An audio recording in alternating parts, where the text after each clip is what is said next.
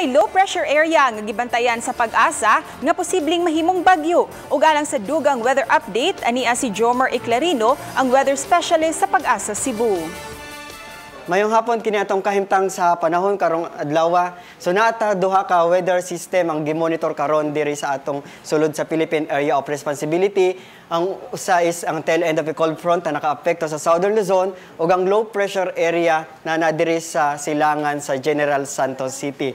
So expected nato ugma mo traverse diri sa kayutaan sa Mindanao ug pagkagawas niya diri sa lalawigan sa Mindanao posible siyang mahimo na tropical depression na ay pangalan na Tropical Depression Samuel, ang ika-19 na bagyo karong tuiga. Samtang ang trough o extension ng low pressure area ang nakaapekto sa Eastern Visayas, makasinati silang madag-umo na kalangitan na ay mga pag-uwan ug kini mga thunderstorms.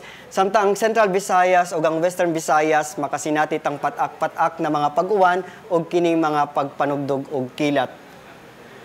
Ang atong weather situation para ugma ang tibuok sa Kabisayaan, makasinati na madag-umon na kalangitan, natay mga hining ito na sa kasarangan ng mga pag-uwan ug usahay na ay mga occasional heavy rains na posible ang mga pagbaha ug ang pagdahili sa yuta tungod sa epekto ng low pressure area. Ang range of temperature sa Cebu is 25 to 31 degrees Celsius, sa Bohol is 25 to 30 degrees Celsius, sa Tacloban is 23 to 29 degrees Celsius, ug sa Bacolod is 25 to 30 degrees Celsius.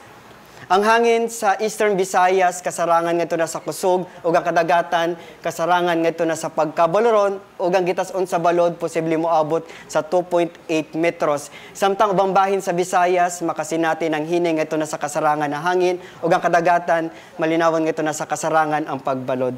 Ang dagat muhunas karong alas 6:32 sa hapon ug mutaob alauna 12 sa kadlawon.